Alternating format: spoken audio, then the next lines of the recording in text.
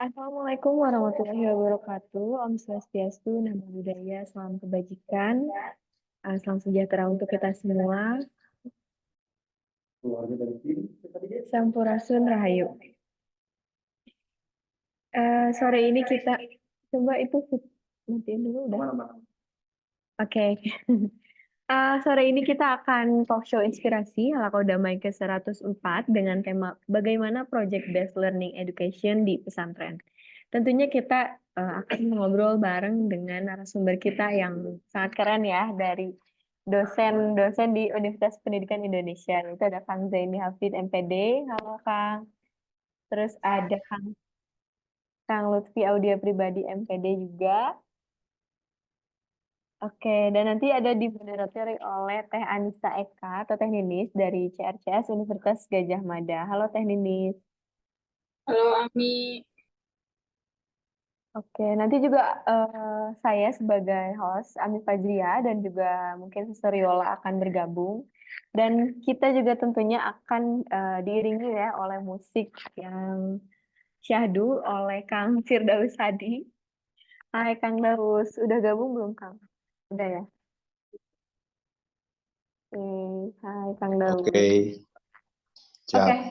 ya, Sobat Damai, aku akan menjelaskan dulu kemitraan dari Harapan Damai, yaitu Program Integritas Terbuka RCJ Indonesia, Fakultas Filsafat Universitas Katolik Parahyangan, Prodi Studi Agama-Agama S1, S2, S3 UIN Sunan Gunung Jati Bandung, CPCRS Fakultas Filsafat Unpar, Youth Integrated Peacemaker Community Jawa Barat, dan juga Jakarta Rup, Jaringan Antar Umat Beragama.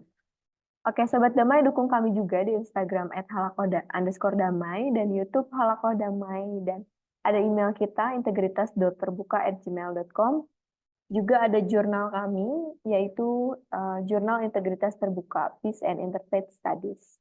Oke, Sobat Damai, mungkin aku akan berikan aja ya ke moderator kita hari ini tentang ngobrolin Project Based Learning Education di pesantren sama Teh Ninis yang akan memandu diskusi kita pada sore hari ini. Oke, silakan Teh Ninis. Oke, halo, selamat sore semuanya. Makasih banyak Ami. Suaraku terdengar jelas nggak ya? Yes, oke. Selamat sore sekali lagi. Selamat ngabuburit kalau yang lagi puasa hari Senin nih, karena temanya tentang pesantren dan ucapkan juga salam sejahtera untuk kita semua. Om Swastiastu, Namo Buddhaya, salam kebajikan, Rahayu, Rahayu, Rahayu. Sore hari ini kita mau ngobrolin tadi kata Abi, betul bagaimana project based learning education di pesantren. Nah, kita udah ngobrol sering banget gitu ya sama Kang Zaini gitu di live Instagram sih, seringnya aku ketemu sama Kang Zaini. Boleh nggak Kang kita kenalan lagi gitu ya sama teman-teman mungkin baru kenal gitu. Silakan Kang Zaini. Bismillahirrahmanirrahim. Terima kasih Teh Ninis yang sudah kesekian kali bertemu. Izin perkenalkan diri.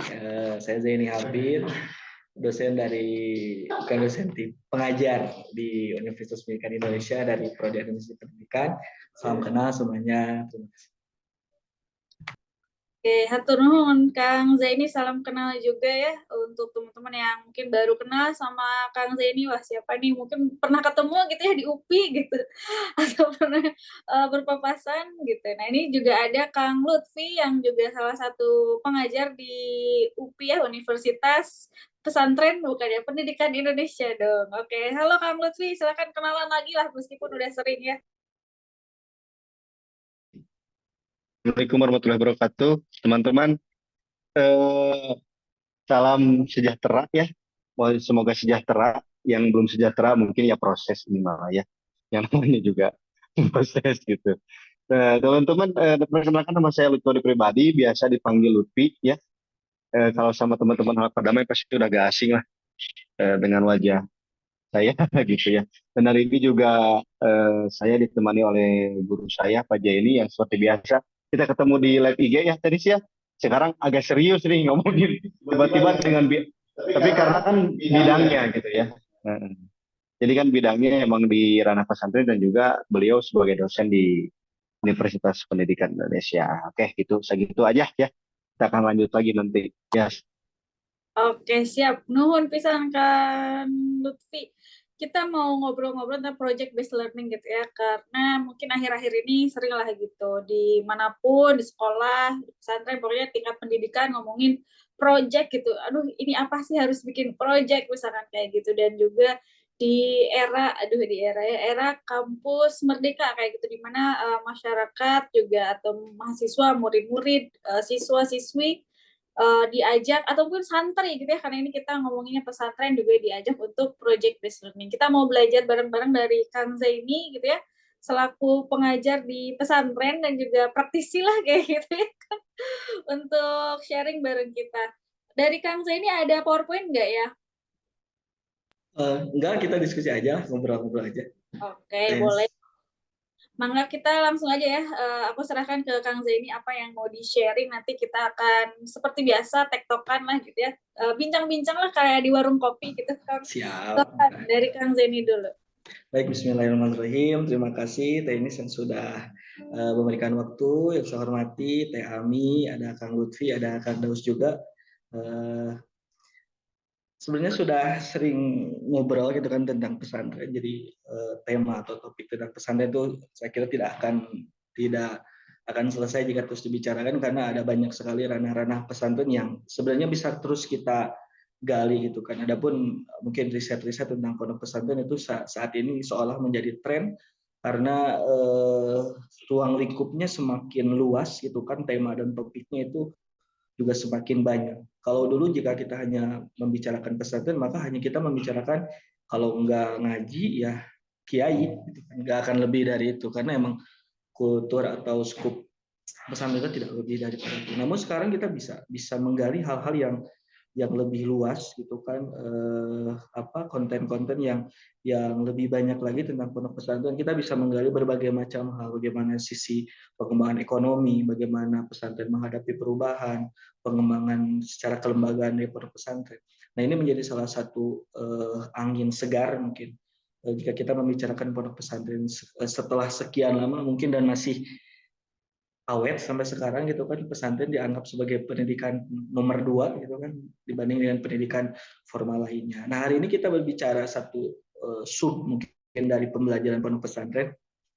Mungkin jika pernah ke pesantren atau pernah mesantren atau pernah ikut terlibat dalam pembelajaran pondok pesantren, mungkin istilah-istilah pembelajaran di pesantren seperti sorogan gitu kan, seperti muhadasah gitu kan, bahsul masail itu udah sangat familiar sekali di telinga rekan-rekan semua. Dan mungkin saat ini yang sedang ngetren gitu kan di perkuliahan kampus gitu kan, mungkin sedang ngetren itu adalah case method dan project based learning. Beberapa kali atau di pertemuan sebelumnya saya diskusi dengan Lutfi bahwa sekarang kita baru memulai gitu kan di tingkat universitas, bahwa harus pembelajaran berbasis case method, berbasis project learning. Pesantren itu sebenarnya udah dari dulu memulai hal tersebut. Gitu kan. Bagaimana kontennya, bahwa project based learning itu bagaimana pembelajaran itu mendekatkan dengan realitas kehidupan yang sesungguhnya.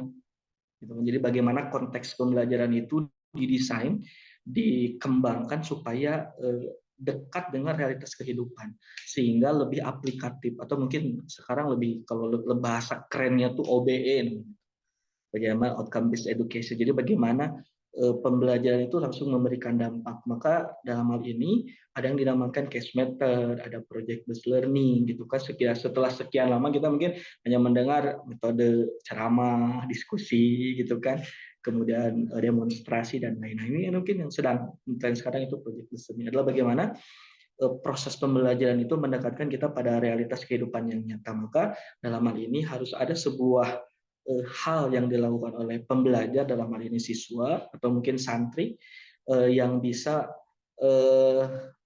mengimplementasikan apa yang dia dapat dalam bentuk sebuah proyek dengan desain atau cara belajar menurut mereka sendiri, kemudian konteks yang mereka gali sendiri, sehingga mereka bisa lebih memaknai apa yang mereka lakukan, juga mereka dapatkan dari proses belajar. Sehingga tadi goals-nya itu bahwa proses belajar itu adalah proses mendekatkan pada sebuah realitas yang lebih nyata. Maka tadi ada yang dinamakan project based learning.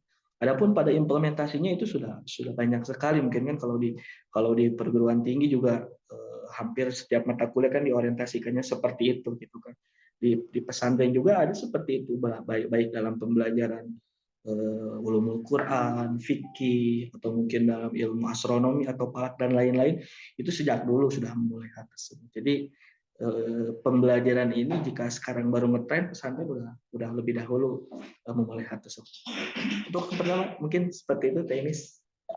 Oke, siap nuhun Kang Zaini. Jadi sebetulnya di pesantren sudah mulai dari zaman mana gitu ya, zaman bahula gitu udah ada yang namanya project based learning.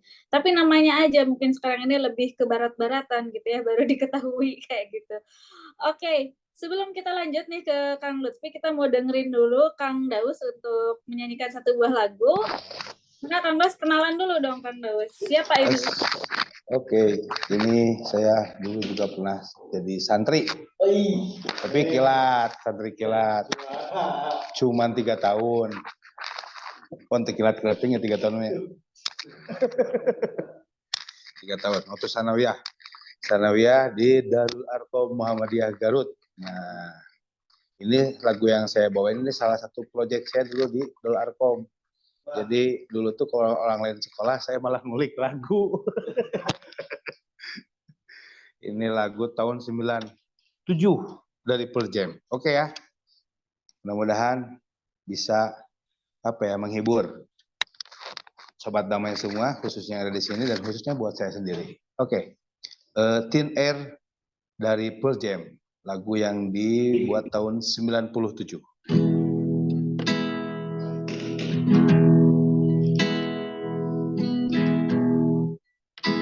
There's a light when my baby's in my arms. There's a light when the window shades are down. Hesitate when I feel I may do harm to her. Watch it all, 'cause this feeling we can share. And I know she's reached my heart in air.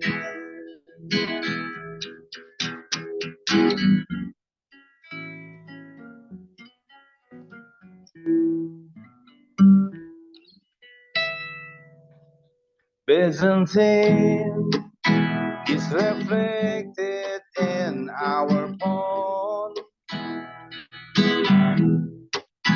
There's a cloud, but the water remains calm. Reaching in, the sun fingers cluttered down to pass. Even out is a precious thing to build. And I know she's reached my heart in air. And I know she's reached my heart in thin air. It's not in my past to be so. Love can keep on moving in both directions, and how to be happy and truth is the quest worth taking on together. Taking on, taking on, on.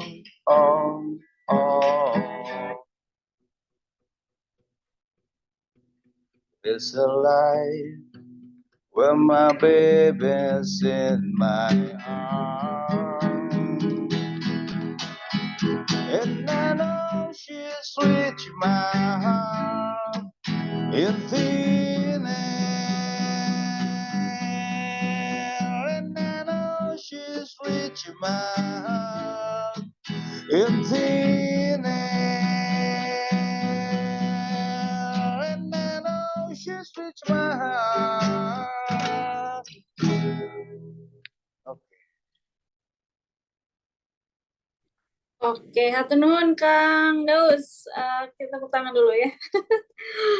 Memang keren nih kalau di HD ciri khasnya harus ada lagu gitu ya, mengiringi biar lebih fresh gitu. Tadi tentang apa ya Kang Daus, kayak sis gitu? Ini tentang apa ya? Tentang bayi dalam rahim. Thin air, udaranya tipis gitu dan lain sebagainya. Bayi dalam rahim ini prosesnya proses embriologi. Jadi kalau di Quran bulan ke-7 itu jadi syahsyun akhor gitu ya. Bulan ke-8 naon, nah bulan ke-9 bral. Nah, kalau ini tentang bralnya seorang bayi ke alam dunia gitu. Lanjut. Jadi selain tentang bral bayi, ini juga tentang kenakalan Mang Daud di pesantren ya. Ya, jadi ini apa project di pesantren, orang lain di kelas kita ngulik lagu gitu ya. Ya, nyempet-nyempetin lah. Dulu mah liriknya kan belum ada, di Google belum ada. Kalau beli kaset harus beli kaset asli, baru dapat liriknya. Sedangkan beli kaset asli mahal, jadi beli kaset bajakan. Jadi lirik juga sekadengnya itu ya, sekedenger-dengernya, wow, naon gitu. Ya kurang lebih seperti itulah. Zia juga pasti ngalamin lah. Oke, siap. Nuhun Kang. Oke. Salam sulna. Oke. Easy lirik kalau misalkan teman-teman K-pop semua ya, itu easy lirik. Oke, kita lanjut ke Kang Lutfi ya. Kita mau tahu nih respon Kang Lutfi sebagai salah satu dosen gitu ya. Atau mungkin juga pernah mengalami ya, kalau nggak salah ya, Kang Lutfi ini pernah mengalami masa-masa di pesantren nih. Gimana Kang Lutfi? Halo. Jadi gini, kalau seandainya satu ruangan dengan orang-orang hebat tuh kayak gini gitu. Selain ketawa, tapi ya ilmu gitu ya sebenarnya mah. Tapi aman ya suaranya, Nis? Aman. Aman. Saya sempat banyak ngobrol dengan Pak Jaini, Bang Daus, mengenai bagaimana perkembangan pesantren gitu ya, metode pembelajaran di pesantren, terus bagaimana sebenarnya kultur pesantren menghadapi kurikulum. Katanya kota Pak Jaini, cik cobaan tayangan pesantren untuk boga kurikulum tertulis. Karena langka gitu, karena kurikulumnya semua ada di otak kiai biasanya gitu, kata Pak Jaini dulu. Tapi ya kalau kita ngomongin best learning gitu ya, kalau yang saya pahami ya dengan minim pengalaman, dengan minim informasi gitu ya, beberapa aspek harus kita dengar bahwa pendidikan itu pada dasarnya bagaimana kita mengumpulkan informasi gitu. Sedangkan informasi itu tidak bisa eh, kata John Hattie ya, kata John Hattie itu informasi itu tidak bisa didapat kalau kita tidak bisa berkomunikasi. Ya saya tuh menentang sebenarnya komunikasi seperti apa gitu ya, dan akhirnya gitu ya. Nah akan tetapi project based learning ini juga sebenarnya secara dasar cuman bagaimana teman-teman bisa berinovasi, salah satu indikatornya gitu ya, berinovasi atau program berbasis praktek gitu ya. Nah banyak sebenarnya para ahli yang menerangkan project based learning, tetapi ya kita pahami dulu namanya bukan itu. Nah kenapa saya undang Pak Jaini, cik coba lah gitu kita gali, karena dulu kan Pak Jaini tesisnya juga tentang pesantren, peran kiai di pesantren gitu ya. Tugas-tugas akhirnya dan tulisan-tulisannya juga banyak di pesantren gitu.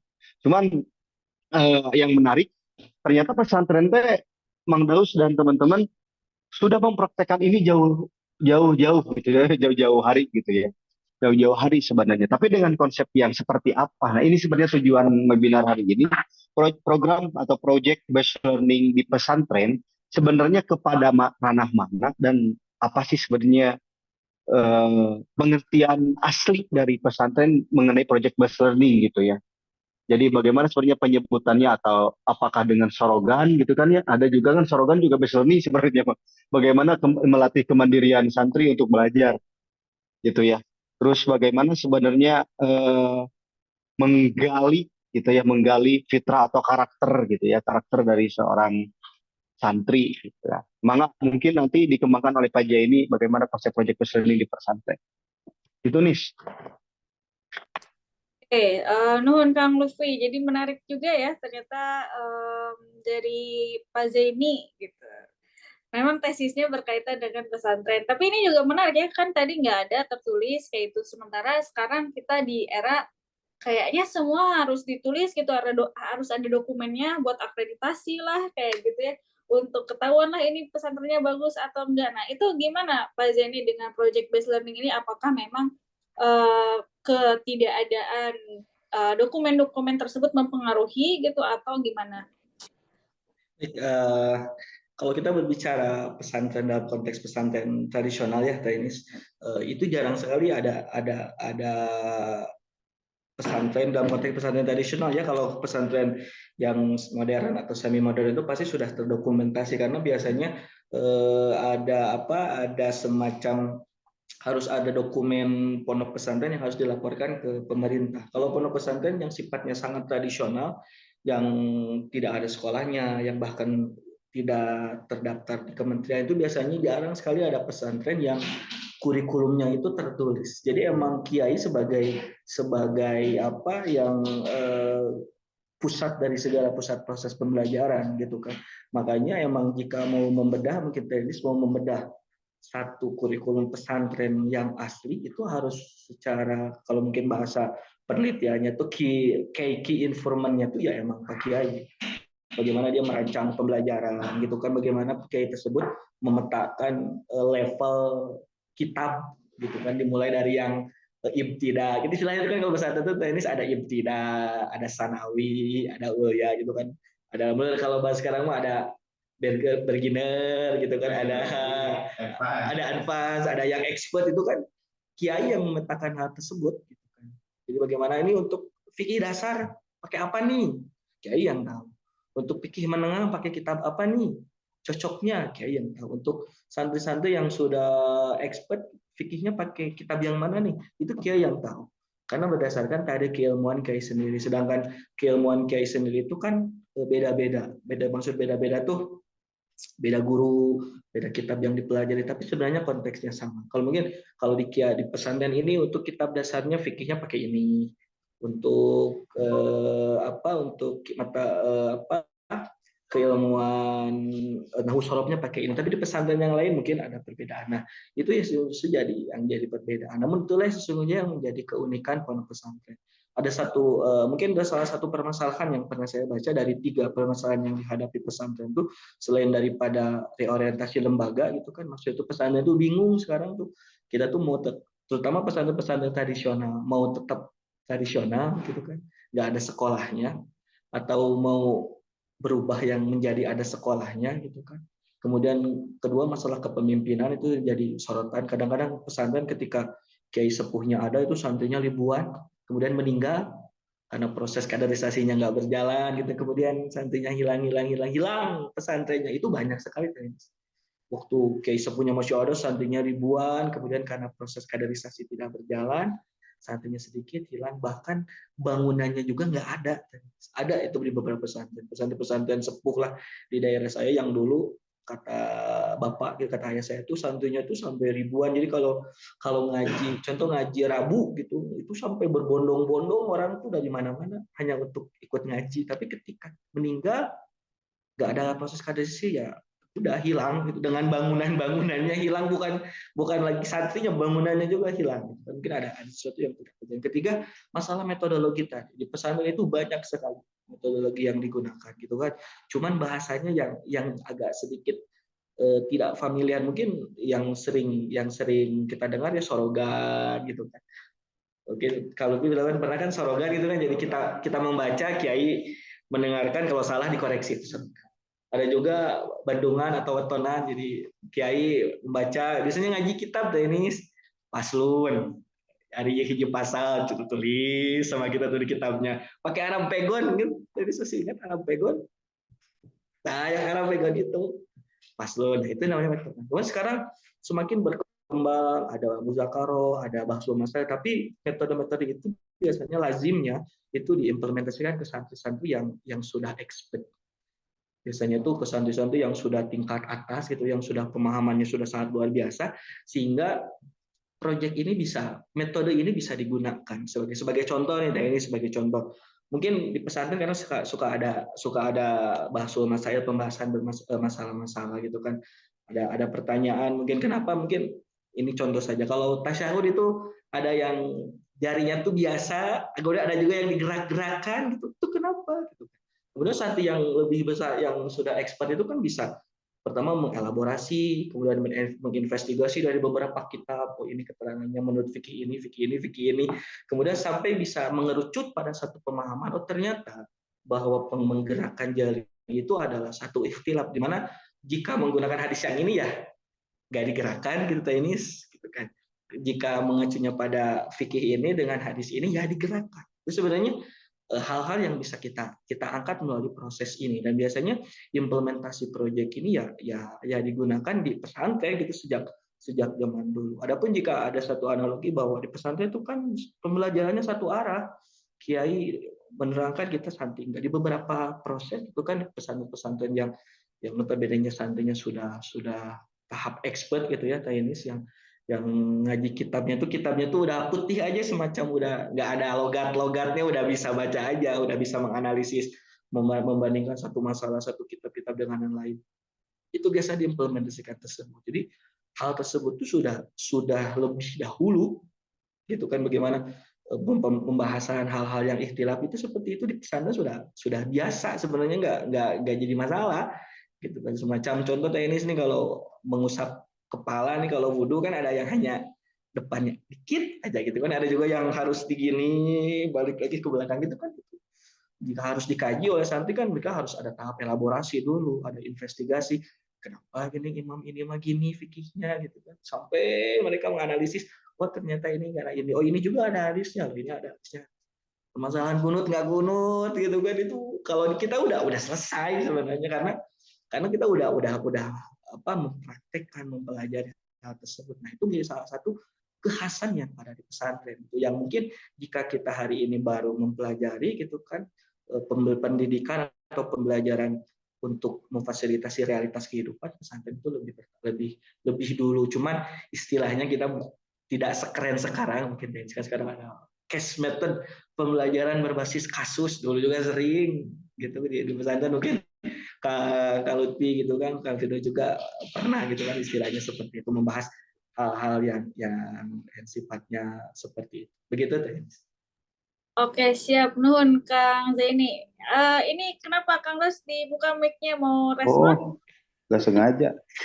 Saya Pak ini Pak tadi kalau yang digerak-gerakin itu biasanya anak-anak UPI, Universitas Persatuan Islam.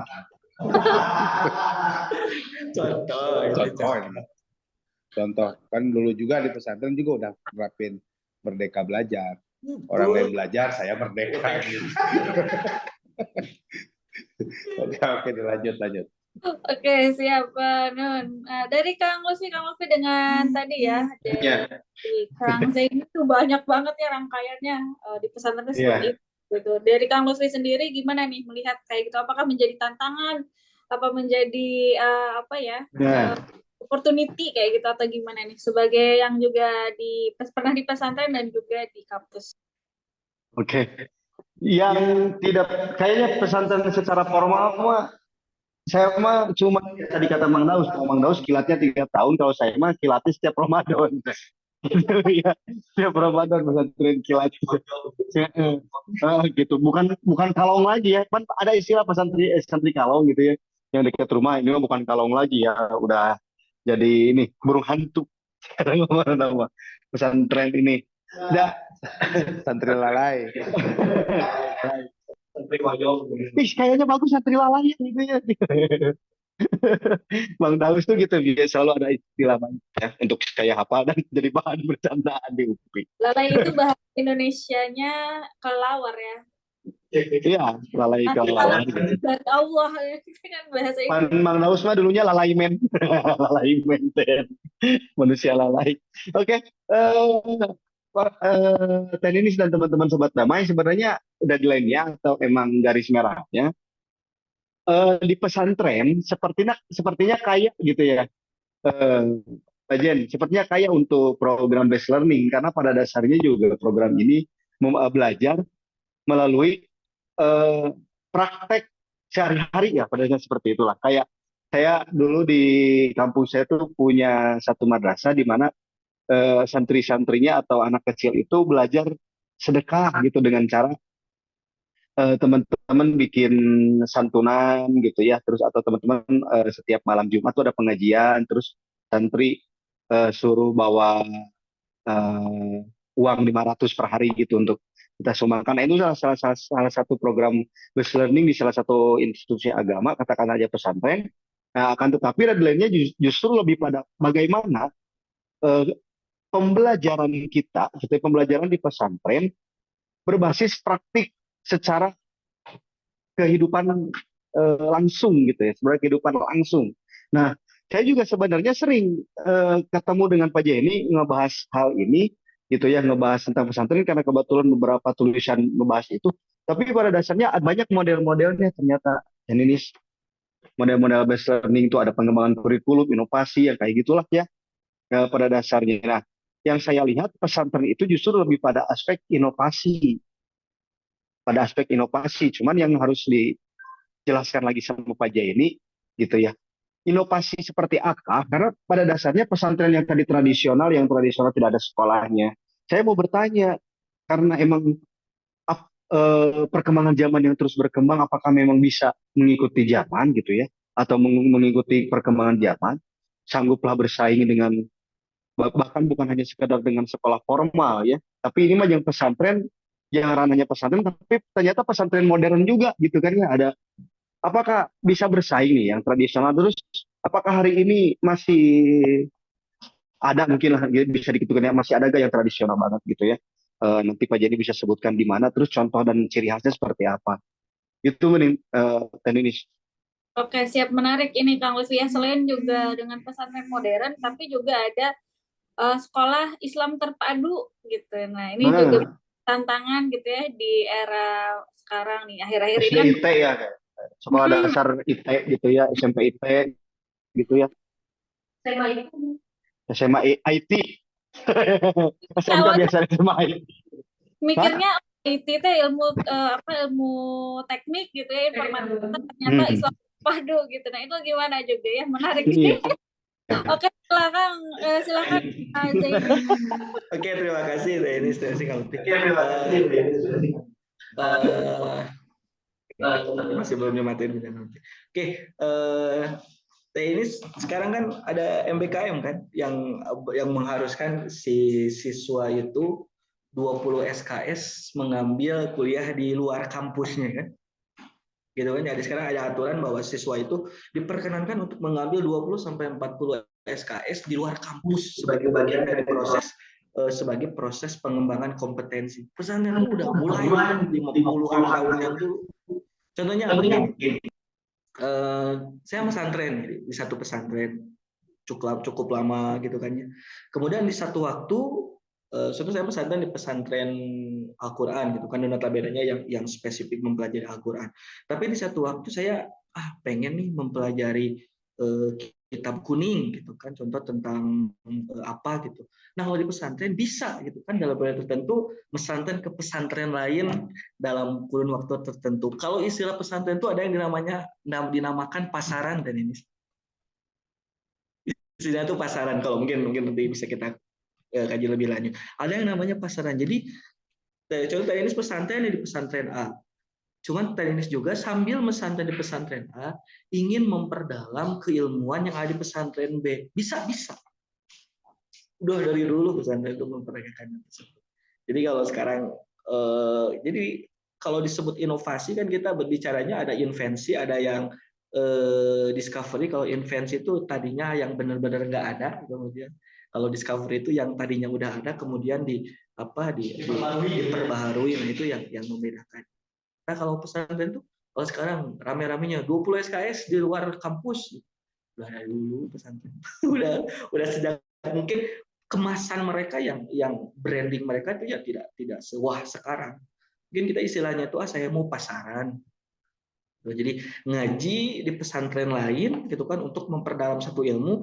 Kalau sudah selesai teknis balik lagi ke pesantren yang dulu. Nah itu namanya itu pasaran kalau istilah seorang orang pesantren. Jadi tadi ini kuliah pesantren di pesantren A. Untuk Ramadan ini selama 20 hari pengen ke pesantren B nih, soalnya mau mempelajari kitab ini.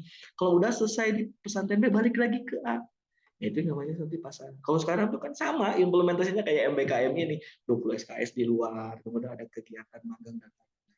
Nah, itu salah satu mungkin pengemasan istilah di pesantren itu tidak sewah yang sekarang dilakukan gitu kan, sehingga membedakan. Kalau berbicara lembaga yang paling independen gitu kan kepada siswanya yang nggak ada lagi selain dari pesantren. Coba ada nggak absensi di pesantren? Ada. Di saya ini mau ngaji, mangga nggak ngaji silahkan gitu kan. Nah itu adalah satu bentuk kemerdekaan belajar tuh seperti itu. Kadang mungkin tenis kalau ke pesantren itu kan ya tenis ngaji satu kitab gitu kan, contoh kita ngaji kitab Jurumiyah ada yang famous gitu kan di pesantren. Apa itu Jurumiyah, Kang? Mungkin ada yang grammar lah, kayak semacam grammar, belajar tata bahasa Arab gitu kan. Itu kalau mencontohkan dan ini setiap mencontohkan itu pasti pakai kata jaidun. Jaidun. Contoh apapun pakai jaidun. Tapi santri nggak pernah bosan gitu kan. Itu ada salah satu keistimewaan. Tiap hari ngajinya itu tapi nggak bosan, karena kalau pesantren itu konsepnya itu adalah mastery learning, jadi bagaimana tingkat penguasaan sesuatu. Jadi kalau sudah bagus, sudah mapan, oke pindah yang tadinya ibtida, beginner, naik ke apa yang tahap 2 itu intermediate lah, kemudian naik ke expert. Pesantren seperti itu. Top player gitu ya, top player. Ada top player. Itu pesantren sebenarnya nggak. Adapun tadi perbincangan dengan Lutfi, bisa nggak pesantren sekarang itu bersaing? Bisa, gitu kan. Sekarang pesantren memerankan perannya masing-masing. Gitu. Ada pesantren yang sudah terintegrasi dengan sekolah dengan tujuan agar memadupadankan kurikulum negara dan kurikulum pesantren bagus. Jadi setelah lulus santri bisa langsung punya ijazah formal yang bisa digunakan untuk melanjutkan sekolah, untuk melanjutkan ke jenjang selanjutnya. Pesantren tradisional juga sama sekarang. Pesantren tradisional sambil ngaji, santrinya ikut paket, kan tujuannya sama. Cuman kalau pesantren tradisional yang lebih fokus gitu kan ini pada pengembangan keilmuan, karena tujuan mereka itu kan secara kalau kita melihat teori sebelumnya dari Karl Strambing itu ya 3. Pertama tempat pendidikan untuk belajar agama, kemudian transmisi budaya Islam, ketiga reproduksi ulama. Ya pesantren salaf tuh orientasinya ya ini. Tapi sekarang kan pesantren salaf nggak tok ngaji aja, ada yang sambil bisnis gitu kan, sambil belajar cara bisnis, belajar bertani, belajar perikanan, peternakan, karena tujuannya juga sama untuk membekali santri. Adapun nanti teknis sudah lulus nih, kalau istilahnya kalau pesantren itu nggak ada lulusnya sih, kalau di pesantren tradisional tuh nggak ada jarang wisudanya. Kalau contoh udah mukim, istilahnya tuh mukim tuh pulang dari pesantren tapi nggak balik lagi, atau mungkin istilah lain tuh boyong, istilah pesantren tuh boyong tuh jadi teknis tuh pulang dari pesantren tapi nggak balik lagi, bisa tuh boyong keluar. Kan sudah dibekali ke kompetensi lain gitu kan untuk mendukung perannya di masyarakat, selain daripada kemampuan secara pedagogik ngaji dan lain, ada kemampuan lain yang bisa digunakan gitu di masyarakat. Nah, seperti itu, Teh. Oke, Kang Zaini, menarik ya, maksudnya sebetulnya juga di pesantren tradisional itu kita nggak harus itu aja gitu ya, bisa melakukan hal yang lain. Dan tadi juga ada apa istilahnya pasaran ya, pasaran bisa dari satu pesantren ke pesantren lain. Nah, ini apakah harus pesantren yang ulamanya, kiainya tuh saling kenal gitu, atau bebas lah ini mah sama siapa aja, nanti si SKS-nya istilahnya mungkin SKS-nya ditransfer gitu, atau gimana nih dengan hal tersebut? Enggak sih, enggak nggak harus saling kenal sih sebenarnya untuk konteks ngaji pasaran itu. Yang penting tadi santrinya tersebut ada tujuan mondok ke pesantren tersebut. Sebagai contoh lah di saya dulu pernah pesantren nih di satu pesantren, karena biasanya bulan Syawal itu kan libur kan ya, libur gitu santri pada mudik. Mohon izin ke kiainya mau ngaji untuk mengisi liburan di satu pesantren di Purwakarta. Nggak harus mesti kenal. Yang penting si santri itu tahu di sana ngaji apa, tujuannya seperti apa, sehingga bisa menambah guru gitu. Konteksnya tuh menambah guru, menambah pengalaman dan menambah pengetahuan. Nah, itu diimplementasikan sejak dulu di pesantren. Istilahnya tuh gitu, teh. Ada namanya pasaran. Jadi satu pesantren mengadakan pengajian dalam periode tertentu, ada yang 10 hari, ada yang 20 hari, ada yang 2 bulan gitu kan. Dan biasanya santri dari pesantren lain ikut ngaji ke sana. Kalau sudah selesai ya balik lagi mereka ke pesantrennya masing-masing, ke tempatnya masing-masing. Sekarang kan baru rame nih 20 SKS di kampus luar gitu, kemudian nanti SKS jadi konversi lah. Sana udah lebih dulu mengembangkan konsep merdeka belajar. Oke, ini Kak Lutfi kemana ya? Kok menghilang? Kita tahu kalau itu menghilang sudah. Kelempar. Bentar ya, oke. Sambil nungguin Kang Lutfi, aku juga penasaran gitu Kang Zeni sama responnya Kang Lutfi gitu sebagai salah satu orang yang keluar dari pesantren gitu ya. Mungkin ya. Ini pertanyaannya adalah karena kan sekarang kita di era banyak banget gitu ya orang-orang kesulitan mencari kerja gitu. Tadi Kang Zaidi udah jelasin ya kita bisa belajar tentang bagaimana Islam kayak gitu lebih dalam. Tapi sebetulnya dengan tadi ya Kang Zaidi, aku mendengarnya sangat romantis sekali gitu hal-hal yang dijelaskan oleh Kang Zaini. Ada banyak positifnya, ada banyak. Ini ke Kang Lutfi dulu lah ya, nanti baru ke Kang Zaini. Nah, ini Kang Lutfi sebagai salah satu orang yang lulusan dari pesantren, sebetulnya seberapa sulit atau seberapa mudah mencari pekerjaan atau mungkin ada opsi-opsi lain yang harus dilakukan setelah dari pesantren gitu, Kang Lutfi? Pekerjaan dan pesantren sebenarnya beda objek. Sebenarnya ya tidak berhubungan sebenarnya, tapi pada dasarnya santri itu kalau dia paham mengenai fungsi santri kayaknya tidak pernah ada pengangguran deh, apalagi tradisional ya pajarnya ada gitu ya, maksudnya teh kadang saya menemukan kalau kita konteksnya pekerjaan, banyak pekerjaan mah yang sedikit mah yang ngegaji biasanya ya yang bayar yang sedikit mah pekerjaan mah banyak gitu, cuman yang ngebayar gitu. Tapi yang paling penting itu kadang gini, kalau kita ngomongnya konteks pekerjaan. Jadi ada dulu kiai saya di kampung bilang, ya kalau nggak bisa jadi pegawai tetap, ya tetap digawe. Itu gimana gitu kan. Ya bedanya cuma dia bolak-balik seperti itu. Korelasinya, masalah susah dan enggaknya sebenarnya bagaimana kita mencari ya ikhtiar. Cuman kalau kita nyari pekerjaan ya saya selama ini gak nyari pekerjaan ya, belum pernah kehilangan pekerjaan. Jadi santri itu, mungkin Pak Jadi juga setuju lah ya, mungkin Pak Jadi. Jadi kalau di kantor gitu ya, di pesantren-pesantren yang udah gede, itu biasanya kalau santrinya udah lulus, udah mau dinyatakan lulus, biasanya ada pengabdian ya pas sekolahnya ya. Ada pengabdian setahun gitu ya di sana untuk jadi pengajar, jadi pembimbing gitu. Nah itu kan salah satu aspek pembekalan buat dirinya, bagaimana sebenarnya membimbing tersebut gitu ya. Kalau di kampung kan biasanya ada ujian praktek gitu ya. Ujian prakteknya tuh ngecor. Ya.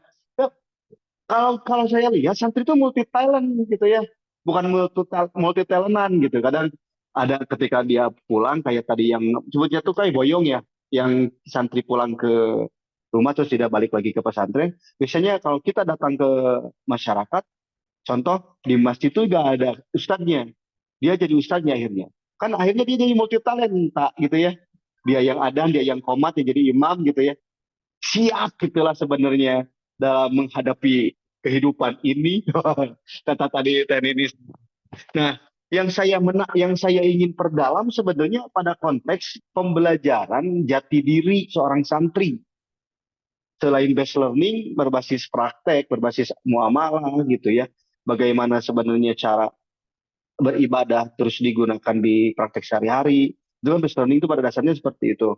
Nah, yang pengen saya dalami justru seperti itu. Makanya sekarang saya akan banyak bertanya nih kepada narasumber kita gitu ya.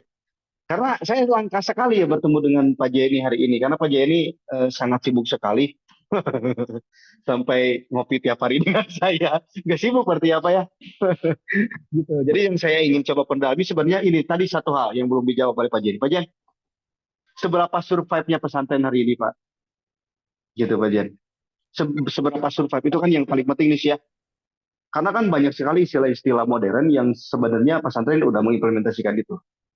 Tapi belum dikenal. Seolah tadi pesantren bilang kelas 2 gitu, pendidikan kelas 2 gitu.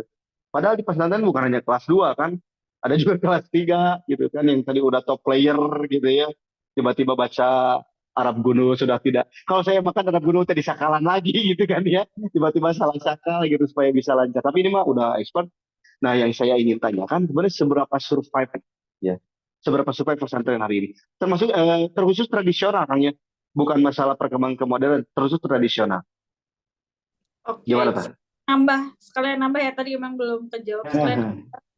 Karena tadi ngomongin karakter kayaknya memang di apa ya, karena aku melihatnya gini Kang Lutfi, kenapa harus ini juga orientasinya kerja, karena kan akhir-akhir ini kita di konstruk kayak gitu, kita kuliah itu untuk kerja, padahal ya nggak selalu harus untuk kerja kayak gitu kan. Nah ini juga bagaimana menghadapi realita di masyarakat, oh iya terus kamu mau ngapain kayak gitu loh, dan makanya itu berkaitan gitu ya, seberapa survive pesantren, khususnya pesantren tradisional di di masyarakat akhir-akhir ini. Silakan Kang Zaid.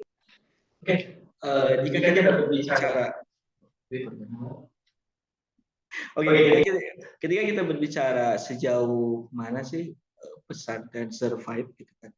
Pesantren sejatinya adalah lembaga pendidikan yang berakar dari masyarakat oleh masyarakat untuk masyarakat itu kan, itu menjadi kunci yang pertama. Jadi pesantren akan selalu survive di mana pesantren itu masih bisa menjadi bagian dari masyarakat itu sendiri. Kemudian pesantren akan survive jika proses kaderisasi kepemimpinannya berjalan dengan baik. Kaderisasi pelaksananya berjalan dengan baik. Karena ini masalah yang terjadi di lapangan itu kan, mengapa pesantren mengalami kemunduran. Pertama, ketika pesantren sudah tidak mendapatkan dukungan dari masyarakat sekitarnya, gitu kan. Karena kita ketahui pesantren itu kan tadi gitu kan bersumber dari masyarakat. Kadang ada beberapa pesantren yang sumber pendanaannya adalah bersumber dari para agnia atau para orang-orang kaya yang ada di sekitar mereka. Kemudian tadi masalah yang sering kita lihat sekarang itu kan, bagaimana pesantren itu dalam proses kaderisasi kepemimpinannya itu terdapat kegagalan, bukan gagal sih, tidak berjalan dengan lancar. Bagaimana kiai tidak mempersiapkan calon penerusnya, nah itu yang salah satu faktor yang bisa menyebabkan pesantren itu mengalami kemunduran gitu. Adapun kalau kita berbicara survive ya survive. Kemudian berbicara pesantren dan pekerjaan gitu kan, sebenarnya pesantren juga mau yang modern. Kalau modern kan sudah jelas ya, teknis ada kurikulumnya, pembekalan kompetensi, profil lulusannya udah sangat jelas gitu kan. Kalau pesantren yang sifatnya tradisional itu kan, mereka hanya learning oriented aja, ngaji, orientasinya menjadi seorang expert gitu kan di bidang agama dan dalam bidang keilmuan tertentu. Ada yang ahli di bidang Quran, ahli dalam bidang fikih, ahli dalam bidang apa, itu orientasinya seperti itu. Namun disadari atau tidak, proses pembelajaran di pesantren tradisional itu seolah membekali kompetensi lain yang setidaknya ketika mereka sudah lulus atau tidak di pesantren itu, mereka sudah siap dengan perannya itu. Gitu kan. Jadi tidak melulu harus konteksnya lulus, kita mau kerja apa ya? Kita mau kerja apa ya nanti setelah lulus pesantren gitu kan, apakah jadi tukang adan aja gitu, atau tukang adan merangkap, imam merangkap yang sholat juga gitu kan. Kita nggak sampai ke sana. Jadi bagaimana kita proses mengembangkan jati diri kesantrian dari seorang santri sehingga bisa membentuk satu pribadi yang secara keilmuan siap dibekali kompetensi-kompetensi yang bisa diterima di masyarakat apapun itu. Apapun hanya tugasnya hanya jadi mengelola masjid saja, ya itu pekerjaan juga gitu kan. Adapun masalah gajinya kan saya juga pernah jadi hal tersebut, dapat gaji itu sekitar berapa ya, 4 juta setahun. 4 juta setahun. Tapi ya alhamdulillah gitu kan berjalan. Itu bagaimana proses mengembangkan jati diri sebagai seorang santri itu menjadi sangat penting. Kita mau menjadi apapun, tapi jati diri kita jangan hilang sebagai seorang santri. Kayak gitu. Oke, hatur nuhun pisan Kang Jenny sama Kang Lutfi ya. Ini pembahasan yang memang kayaknya harus ada lagi lah nanti gitu, karena ini juga berkaitan tadi ya. Hal yang menarik adalah kalau misalnya kita lihat teolog-teolog dari maaf ya, dari agama lain gitu, sebetulnya ada nggak sekolah dari awal gitu? Biasanya kan ada juga, tapi nggak kayak di pesantren gitu, nggak tiap hari gitunya. Tapi kalau sebetulnya ini jadi kekuatan tersendiri gitu untuk teman-teman yang beragama Muslim gitu, bahwa mereka dari awal sudah belajar lah gitu lebih dini kayak gitu. Oke, kita waktunya sudah berakhir Kang Zaini sama Kang Lutfi gitu ya. Kita mau dengerin dulu satu buah lagu dari Kang Daus. Gimana Kang Daus? Aman nggak ya? Aman. Oke, nanti setelah itu di closing statement sama Kang Zaini sama Kang Lutfi ya. Silakan Kang Daus. Cap. Pi juga na enten ini pi orang podel lirik.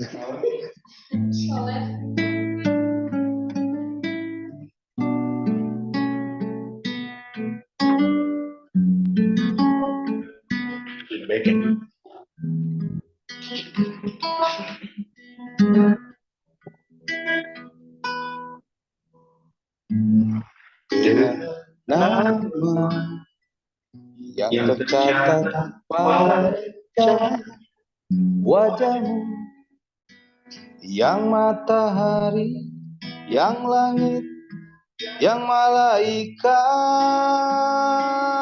terbakar sayapnya. Hampirilah lumpurku,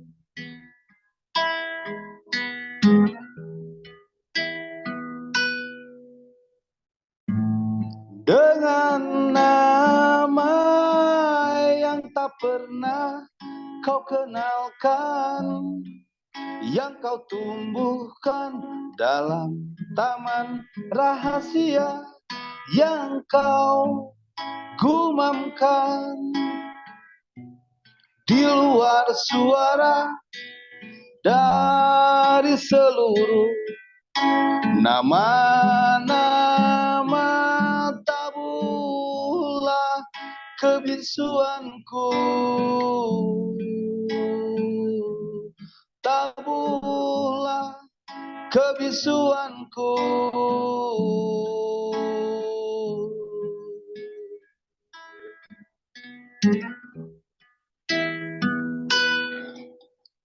Tuhan, jika kau tetap diam, aku tak bisa menyeru namaku. Tuhan, jika kau tetap diam, aku tak bisa menyeru namaku.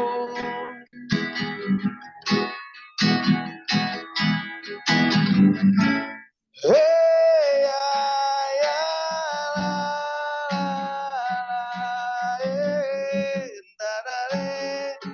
da, da, da,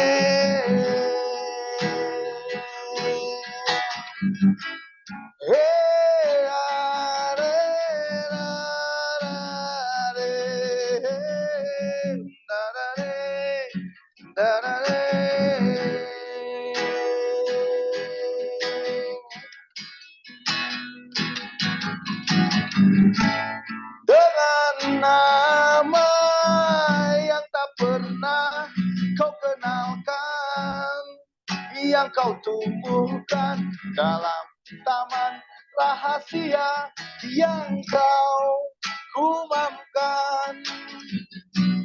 Di luar suara dari seluruh nama-nama, tabuhlah kebisuanku, tabuhlah kebisuanku.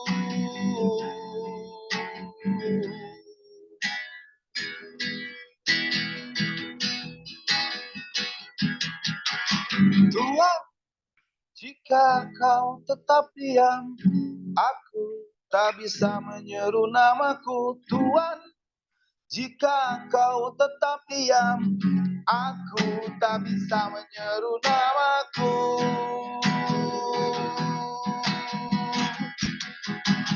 Tuhan, jika kau tetap diam, aku tak bisa menyeru namaku. Tuhan, jika kau tetap diam, aku tak bisa menyeru namaku.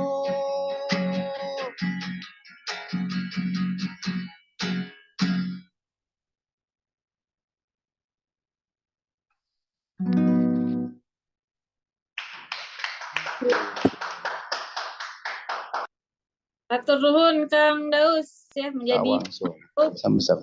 Aduh, reaktor lagi. Oke, lanjut ke Kang Ke Zain. Kang Zaini. Ya, untuk closing statement dilanjut ke Kang Lutfi. Silakan Kang Zain. Oke, kita bisa mengambil banyak hal terkait bagaimana proses pembelajaran di pondok pesantren. Kita tidak bisa membandingkan mana yang lebih baik antara pesantren dengan pendidikan formal, adapun pesantren yang tradisional dengan modern. Semua memerankan perannya masing-masing. Pesantren modern sudah terintegrasi sangat luar biasa antara kurikulum pesantren dengan kurikulum sekolah, juga dikembangkan dengan keilmuan lain gitu kan. Tapi di satu sisi pondok pesantren tradisional tetap survive di tengah gempuran pesantren-pesantren modern gitu kan, dengan program, dengan kurikulum yang luar biasa. Karena saya lagi setiap lembaga pesantren tradisional dan pesantren modern itu memerankan peran sentralnya masing-masing. Sehingga kita bisa, bagaimana kita tidak membandingkan, tapi bagaimana kita mendesain kedua lembaga ini supaya tetap bisa jadi lembaga pendidikan yang penting, juga lembaga pendidikan asli berciri khas Indonesia. Terima kasih, Tenis. Ya, terima kasih Kang Zaini. Lanjut ke Kang Lutfi. Oke, nyambung dari Pak Jaya ini, sebenarnya pesantren adalah lembaga pendidikan tertua di dunia, bahaya. Itu beberapa riset menyebutkan seperti itu. Ya, kan tetapi aspek terbaik dalam pesantren adalah bagaimana membentuk watak karakter, ya, dengan berani mengambil tantangan, ya, seperti itu. Nah, sehingga beberapa aspek di pesantren, keberanian tidak akan pernah lepas dari aspek kekeluargaan. Sehingga kekeluargaan di pesantren akan lebih erat. Ya, tidak ada tali yang bisa memutuskan, dan tidak ada tali yang paling kuat selain tali kekeluargaan di pesantren.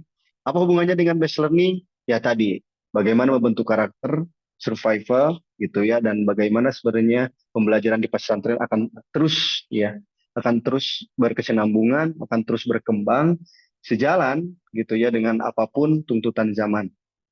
Karena pesantren punya moto apa yang Pak Jen ya? Moto pesantren yang terus berkembang tuh, saya lupa lagi, yang kayak Haji Ma'ruf Amin tuh. Ya itu ya, nanti kita cari ya. Nah itu